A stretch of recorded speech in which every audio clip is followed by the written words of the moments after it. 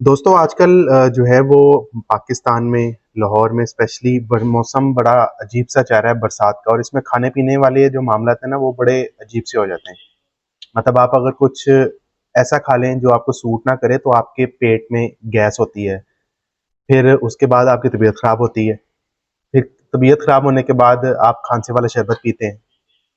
अब मैं कौन से खांसे वाले शरबत की बात करने लगा हूँ वो आपको वीडियो में आगे जाके पता चलेगा।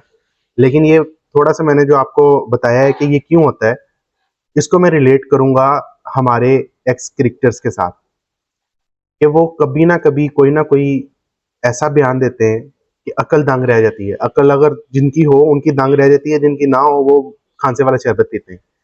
तो रात के किसी पहर में अगर कोई इस तरह का बंदा टेक्स्ट कर दे तो वो समझे एक हालत में है। या कोई खाना खा ले इस तरह का तो समझे वो हालत में है। या फिर उसके बाद खांसी वाला शरबत पी ले तो तब भी समझे वो एक हालत में है। इसी तरह का मामला हुआ है तनवीर अहमद जो हमारे एक्स क्रिकेटर हैं। बड़ी सच्ची सच्ची बातें करते हैं, खड़ी खड़ी बातें करते हैं। लेकिन इस बार उन्होंने एमी मतलब जिसको नहीं करते वो उड़ता तीर जो है ना वो वाला मुहावरा, मतलब मैं पूरा क्या बताऊं आपको समझ है। तो उड़ता तीर जो है ना वो उन्होंने छोड़ा है। अब वो उसको कैच करने की कोशिश कर रहे हैं। वो क्या जी, वो ये है कि उन्होंने तनवीर अहमद जो कि बड़े सख्त किस्म के गुस्से में बोलते हैं, मैंने कभी उनको हंसता हुआ नहीं देखा। शायद गुस्से में अच्छे क्योंकि फास्ट बॉलर रह चुके हैं। फास्ट बॉलर का जो है वो अपना एक डेकोरम होता है, वो अपने एक गुस्से में रहते हैं, पता चले कि भी वो फास्ट बॉलर है। भावें फास्ट बॉलिंग च निकले ना निकले लेकिन ओरिजिनल लाइफ से निकल जाए। तो उन्होंने इंडिया के हेड कोच गौतम गंभीर के लिए कुछ सुनहरी अल्फाज किए हैं। सुनहरी अल्फाज क्या हैं? सुनहरी अल्फाज उन्होंने कहे हैं कि गौतम गंभीर पर्ची हैं।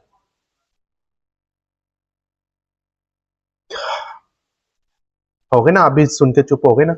मैं भी जब पहली दफा मैंने सुना है तब मैं भी देख के हैरान परेशान हो गया कि ये तनवीर अहमद भाई ने कहाँ से बात कह दी है। फिर मुझे बड़ा शक हुआ।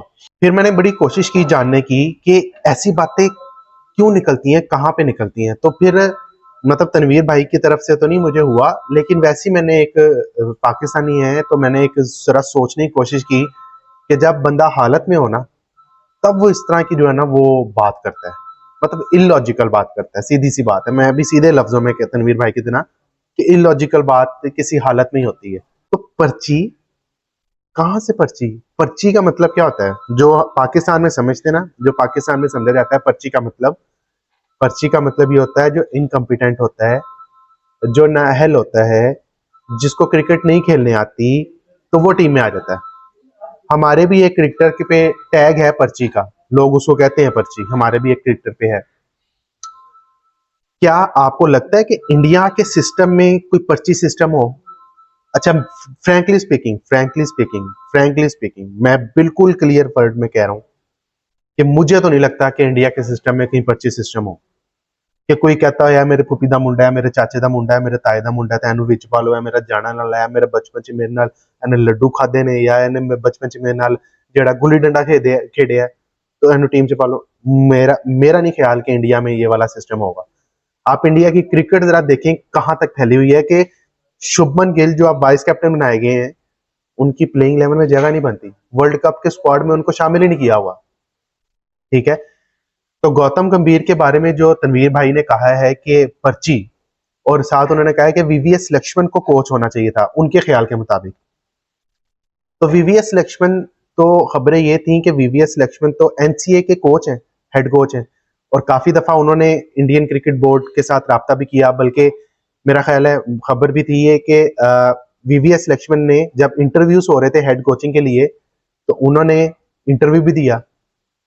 और भाई गौतम गंभीर ने इंटरव्यू नहीं दिया, ना गौतम गंभीर ने खुद अप्रोच किया, बीसीसीआई ने गौतम गंभीर को अप्रोच किया।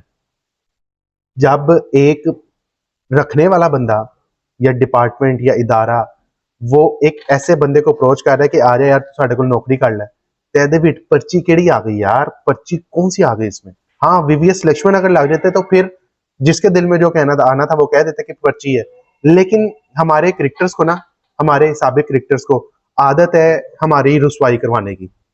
उन्होंने खुद ठेका लिया हुआ है कि अपनी जलालत खुद करवाएं। इससे पहले वो इंजमाम भाई के भी कुछ बयानात देख लें, ठीक है। अब वो जो मोहम्मद शमी ने सारा मामला चल रहा है उसमें बासित अली भाई ने भी जो है वो लुच फ्राई कर दी है। तो मेरा नहीं ख्याल था वो बासित अली वाला मामला जो है ना, बासित अली की बात, वो बासित अली भाई की बात, बिल्कुल मेरा ख्याल है उनको इस चीज में नहीं पढ़ना चाहिए था कि बासित अली भाई अपना कैलिबर देखें और मोहम्मद शमी का कैलिबर देखें। बासित भाई एक जो है पुराने क्रिकेटर हैं, शमी भी जो है वो बेहतरीन है, लेकिन उनको मेरा ख्याल है पढ़ना नहीं चाहिए था। बहरहाल वो तो एक अलग है टॉपिक।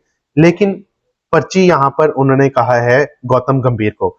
अब ये कौन गौतम गंभीर है, ये जरा मैं आपको बताता हूँ। ये वही गौतम गंभीर है जिन्होंने आईपीएल 2024 में केकेआर की, कलकत्ता नाइट राइडर्स की मेंटोरशिप संभाली थी और केकेआर को एक बड़े लंबे अरसे बाद चैंपियन बनवाया था, ठीक है। उससे पहले यही गौतम गंभीर 2 सीजन लखनऊ सुपर जायंट्स की तरफ से जो है वो उनके मेंटोर रह चुके हैं। तो ये लखनऊ सुपर जायंट्स इनके दौर में, इनके मेंटोरशिप में जनाब आपका प्ले ऑफ राउंड खेली थी आईपीएल का। तो इनका, हाँ, डोमेस्टिक में इनका जो है वो नहीं है एक्सपीरियंस, लेकिन इंडियन क्रिकेट बोर्ड ऐसे ही करता है, ऐसी आपको जो है ना वो सरप्राइज करता है। आपको वो सरप्राइज याद है एमएस धोनी वाला, जब एमएस धोनी को अचानक से कप्तान बना दिया था तो बड़ा बवेला मचा था कि ये कहां से लगा दिया। उस वक्त सचिन तेंदुलकर कह रहे थे, सौरव गंगोली, राहुल द्रविड़, वीरेंद्र सहवाग, गौतम गंभीर खुद कह रहे थे, तो ऊपर से एमएस धोनी को लगा दिया था। कुछ नया करना चाहते थे और आज वो एमएस धोनी लेजेंड है। तो इंडियन क्रिकेट बोर्ड ने कुछ नया किया, ये हमारे क्रिकेट बोर्ड को भी चाहिए कुछ आउट ऑफ द बॉक्स जाके करें। वरना उनके लिए बहुत आसान था कि किसी ऐसे क्रिकेटर को लगा देते जो जो ना टीम को समझ जाता। लेकिन गौतम गंभीर का सबको पता है बड़े सख्त किस्म के हैं वो, चाहे अगर उनका दिमाग उल्ट फिर जाए तो मेरा ख्याल है वो विराट कोहली को भी रेस्ट करवा देंगे। तो मेरा नहीं ख्याल ये पर्ची पुर्ची वाला मामला ठीक है। तनवीर भाई, साढ़े हाथ जुड़े ने माफी दे दो सानू, अपनी जलालत हम लोग खुद करवाते हैं, हमने खुद ठेका लिया हुआ अपनी जलालत करवाने का। इस तरह के बयान दे के फजूल किस्म के, मतलब इलॉजिकल बयान है कि क्या जरूरत है ये पर्ची कहने की। ये फिर अगर आप जरूरत, मतलब चलें आपको जरूरत फील हुई किसी हालत में या कहीं भी कुछ समझ के या सोच के आपको जरूरत फील हुई, तो क्या ये आपका बयान लॉजिकल है? जरा एक दफा इसको ठंडे दिमाग से आपने गुस्सा साइड पे रख के ये सोचना है। मेरा तो ख्याल है बिल्कुल पर्ची वाला जो टैग है गौतम गंभीर पे वो गलत है। क्या जरूरत थी, फिर वही बात, क्या जरूरत थी? पहले आपका कम मजाक उड़ रहा है, पहले हम क्रिकेट तो अपनी देखें, हमारी क्रिकेट कहाँ जा रही है, फिर आप सारे लोगों को बोलने का मौका देते हैं।